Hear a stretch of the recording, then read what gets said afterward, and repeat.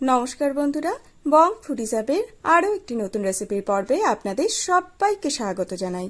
আমার আজকের রেসিপি কাঁচা আমের শরবত। প্রচন্ড গরম পড়েছে, আর এই গরমে কিন্তু আমাদের বাচ্চা থেকে বড় সকলেরই ঠান্ডা ঠান্ডা শরবত খেতে বেশ ভালো লাগে।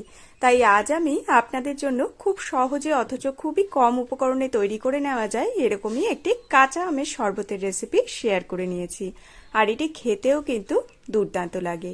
আসুন তাহলে দেরি না করে এগিয়ে যাওয়া যাক আমার আজকের ভিডিওর দিকে।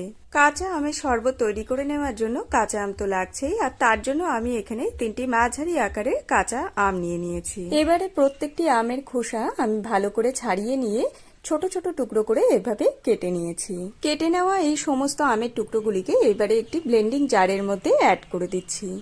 আপনারা যারা আমার এই ভিডিও দেখছেন তারা কোন দেশ থেকে দেখছেন বা কোন রাজ্য থেকে দেখছেন এবং আমার ভিডিও আপনাদের কেমন লাগে আমাকে কমেন্ট বক্সে অবশ্যই কমেন্ট করে জানাবেন।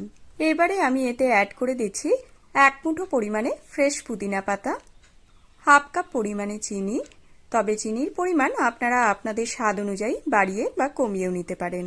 সেই সাথেই অ্যাড করছি 1 টিস্পুন পরিমাণে ভাজা জিরে গুঁড়ো, 1 টিস্পুন বিট নুন, হাফ টিস্পুন গোলমরিচের গুঁড়ো এবং হাফ টিস্পুন সাদা নুন। এবারে 1 লিটার ফ্রিজের ঠান্ডা জল জারের মধ্যে অ্যাড করে দিচ্ছি এবং জারের ঢাকনা বন্ধ করে মিক্সিতে ঘুরিয়ে সবকিছু একসাথে ব্লেন্ড করে নিচ্ছি। চাইলে আপনারা এখানে নর্মাল জল এবং আইস কিউবেরও ব্যবহার করে নিতে পারেন। এদিকে আমার সবকিছু ভালোভাবে ব্লেন্ড করে নেওয়া হয়ে গিয়েছে, তবে এই শরবতের মধ্যে আমের টুকরোগুলি কিন্তু একদম মিহি হয়ে যায়নি, কিছু কিছু ছোট ছোট টুকরো থাকবে যেগুলি শরবত খাওয়ার সময় মুখে পড়লে খেতে কিন্তু বেশ ভালো লাগে।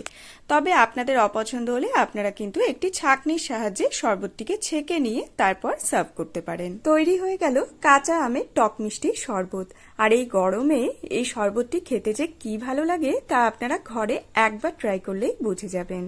ওপর থেকে পুদিনা পাতা এবং ভাজা জিরের গুঁড়ো ছড়িয়ে এটিকে পরিবেশন করব। আমার আজকের এই ভিডিওটি ভালো লেগে থাকলে একটি লাইক দিয়ে উৎসাহিত করবেন এবং কমেন্ট করে জানাবেন কেমন লাগলো। চ্যানেলে নতুন বন্ধু হলে সেই সাথে চ্যানেলটিকে সাবস্ক্রাইব করে পাশে থাকা বেল আইকনটি প্রেস করে আমার পাশে থাকার একান্ত অনুরোধ রইল। যদি আপনারা ভিডিওটি ফেসবুক পেজ থেকে দেখে থাকেন তাহলে পেজটিকে ফলো করার একান্ত অনুরোধ রইল। আজকের মতো তাহলে এই পর্যন্তই বন্ধুরা, দেখা হবে অন্য একটি নতুন ভিডিওর সাথে অন্য আরেকদিন। সবাই খুব ভালো থাকবেন, সুস্থ থাকবেন, ধন্যবাদ।